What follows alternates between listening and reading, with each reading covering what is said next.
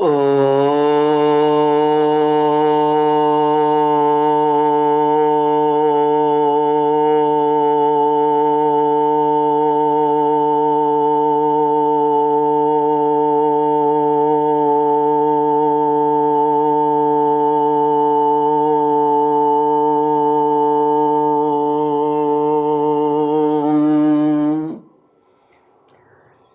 श्री गुरुचरण कमलेभ्यो नमः। श्री गणेशाय नमः। श्री सरस्वत्यै नमः। श्री विष्णवे नमः। श्री कृष्ण गोविंद हरे मुरारे, हे नाथ नारायण वासुदेव, हे नाथ नारायण वासुदेव। श्री कृष्ण गोविंद हरे मुरारे, हे नाथ नारायण वासुदेव। ओम नमो भगवते वासुदेवाय। ओम नमो भगवते वासुदेवाय। कृष्णाय वासुदेवाय हरये परमात्मने प्रणत क्लेशनाशाय गोविंदाय नमो नमः। सच्चिदानंद रूपाय विश्वोत्पत्त्यादिहेतुवे तापत्रय विनाशाय श्री कृष्णाय वयं नमः। सच्चित आनंद स्वरूप परमात्मा जो सृष्टि के उत्पत्ति, पालन और संहार करता है तथा जीवों के आध्यात्मिक, आदि दैविक, आदि भौतिक तापों को नष्ट करने वाले हैं, अर्थात जीवों के मानसिक, शारीरिक और भौतिक दुखों को दूर करने वाले हैं, उन श्री कृष्ण भगवान को हम नमस्कार करते हैं। श्री कृष्ण गोविंद हरे मुरारे, हे नाथ नारायण वासुदेव। श्रीमद् भागवत प्रथम स्कंद पंचदशोध्याय श्लोक 28 से।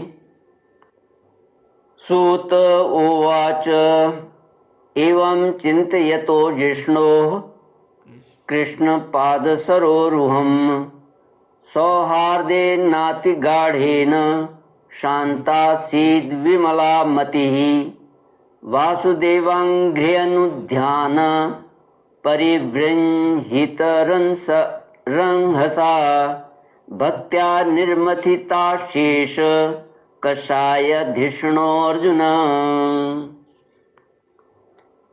पांडवों का परीक्षित को राज्य देकर स्वर्ग सिधारना।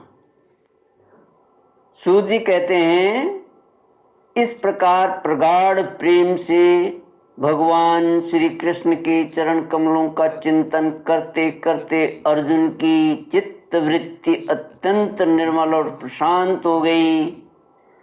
उनकी प्रेममयी भक्ति भगवान श्री कृष्ण के चरण कमलों के अहर्निश चिंतन से अत्यंत बढ़ गई।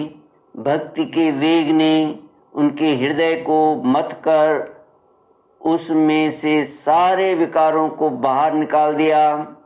उन्हें युद्ध के प्रारंभ में भगवान के द्वारा उपदेश किया हुआ गीता ज्ञान पुनः स्मरण हो आया, जिसकी काल के व्यवधान और कर्मों के विस्तार के कारण प्रमादवश कुछ दिनों के लिए विस्मृति हो गई थी। ब्रह्म ज्ञान की प्राप्ति से माया का आवरण भंग होकर गुणातीत अवस्था प्राप्त हो गई। द्वैत का संशय निवृत्त हो गया। सूक्ष्म शरीर भंग हुआ। वे शोक एवं जन्म मृत्यु के चक्र से सर्वथा मुक्त हो गए। भगवान के स्वधाम गमन और यदुवंश के संहार का वृत्तांत सुनकर निश्चलमति युधिष्ठिर ने स्वर्गारोहण का निश्चय किया।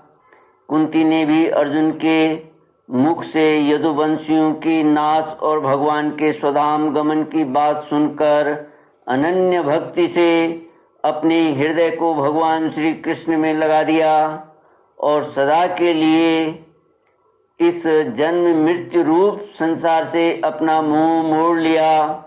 भगवान श्री कृष्ण ने लोक दृष्टि से जिस यादव शरीर से पृथ्वी का भार उतारा था उसका वैसे ही परित्याग कर दिया जैसे कोई कांटे से कांटे निकालकर फिर दोनों को फेंक दे। भगवान की दृष्टि में दोनों ही समान थे। जैसे वे नट के समान मत्स्यादि रूप धारण करते हैं और फिर उनका त्याग कर देते हैं, वैसे ही उन्होंने जिस यादव शरीर से पृथ्वी का भार दूर किया था उसे भी त्याग दिया। जिनकी मधुर लीलाएं श्रवण करने योग्य हैं, उन भगवान श्री कृष्ण ने जब अपने मनुष्यों के शरीर से इस पृथ्वी का परित्याग कर दिया, उसी दिन विचारहीन लोगों को अधर्म में फंसाने वाला कलयुग आधम का महाराज युधिष्ठिर ने कलयुग का फैलना छिपा न रहा। युधिष्ठिर से कलयुग का फैलना छिपा न रहा। उन्होंने देखा देश में, नगर में, घरों में और प्राणियों में लोभ, असत्य, छल, हिंसा आदि अधर्मों की बढ़ती हो गई है। तब उन्होंने महाप्रस्थान का निश्चय किया। उन्होंने अपने विनयी पौत्र परीक्षित को, जो गुणों में उन्हीं के समान थे, समुद्र से घिरी हुई पृथ्वी के सम्राट पद पर हस्तिनापुर में अभिषिक्त किया। उन्होंने मथुरा में सूर सेनाधिपति के रूप में अनिरुद्ध के पुत्र वज्र का अभिषेक किया। इसके बाद समर्थ युधिष्ठिर ने प्राजापत्य यज्ञ करके आहवनीय आदि अग्नियों को अपने में लीन कर दिया, अर्थात गृहस्थ आश्रम के धर्म से मुक्त होकर उन्होंने संन्यास ग्रहण किया। युधिष्ठिर ने अपने सब वस्त्राभूषण आदि वहीं छोड़ दिए एवं ममता और अहंकार से रहित होकर समस्त बंधन काट डाले। उन्होंने दृढ़ भावना से वाणी को मन में, मन को प्राण में, प्राण को अपान में और अपान को उसकी क्रिया के साथ मृत्यु में तथा मृत्यु को पंचभूतमय शरीर में लीन कर लिया। इस प्रकार शरीर को मृत्यु रूप अनुभव करके उन्होंने उसे त्रिगुण में मिला दिया। त्रिगुण को मूल प्रकृति में, सर्व कारण रूपा प्रकृति को आत्मा में और आत्मा को अविनाशी ब्रह्म में विलीन कर दिया। उन्हें यह अनुभव होने लगा कि यह संपूर्ण दृश्य प्रपंच ब्रह्म स्वरूप है। इसके पश्चात उन्होंने शरीर पर चीर वस्त्र धारण कर लिया, अन्न जल का त्याग कर दिया, मौन ले लिया और केश खोलकर बिखेर लिए। वे अपने रूप को ऐसा दिखाने लगे जैसे कोई जड़, उन्मत्त या पिशाच हो। फिर वे बिना किसी की बाट देखे तथा बहरे की तरह बिना किसी की बात सुने घर से निकल पड़े, हृदय में उस का ध्यान करते हुए जिसको प्राप्त करके फिर लौटना नहीं था। उन्होंने उत्तर दिशा की यात्रा की, जिस ओर पहले बड़े बड़े महात्मा जन जा चुके थे। उन्होंने उस दिशा की यात्रा की जिस ओर पहले बड़े बड़े महात्मा जन जा चुके हैं। श्री कृष्ण गोविंद हरे मुरारे, हे नाथ नारायण वासुदेव। भीमसेन, अर्जुन और युधिष्ठिर के छोटे भाइयों ने भी देखा कि अब पृथ्वी में सभी लोगों को अधर्म के सहायक कलयुग ने प्रभावित कर डाला है। इसलिए वे भी श्री कृष्ण चरणों की प्राप्ति का दृढ़ निश्चय करके अपने बड़े भाई के पीछे पीछे चल पड़े।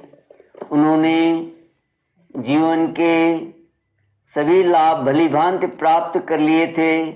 इसलिए यह निश्चय करके कि भगवान श्री कृष्ण के चरण कमल ही हमारे परम पुरुषार्थ हैं, उन्होंने उन्हें हृदय में धारण किया।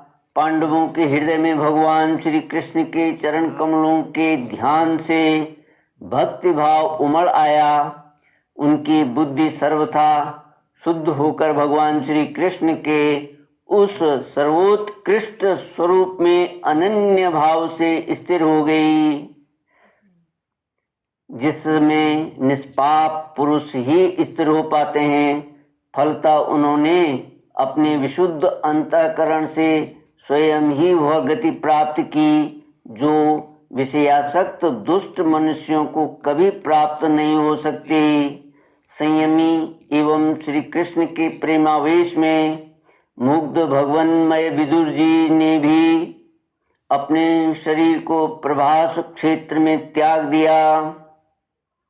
उस समय उन्हें लेने के लिए आए हुए पितरों के साथ वे अपने लोक यमलोक में चले गए। द्रौपदी ने देखा कि अब पांडव लोग निरपेक्ष हो गए हैं, तब वे अनन्य प्रेम से भगवान श्री कृष्ण का ही चिंतन करके उन्हें प्राप्त हो गई। भगवान के प्यारे भक्त पांडवों के महाप्रयाण की इस परम पवित्र और मंगलमयी कथा को जो पुरुष श्रद्धा से सुनता है, वह निश्चय ही भगवान की भक्ति और मोक्ष प्राप्त करता है। श्री कृष्ण गोविंद हरे मुरारे, हे नाथ नारायण वासुदेव। इति श्रीमद्भागवते महापुराणे पारमहंस्यां संहितायां प्रथमस्कन्धे पांडव स्वर्गारोहणं नाम 15ोऽध्यायः। ओम पूर्णमद पूर्णमिदं पूर्णात् पूर्णमुदच्यते पूर्णस्य पूर्णमादाय पूर्णमेवावशिष्यते। ओम शांति शांति शांति। हरि ओम। श्री गुरुभ्यो नमः। हरि ओम।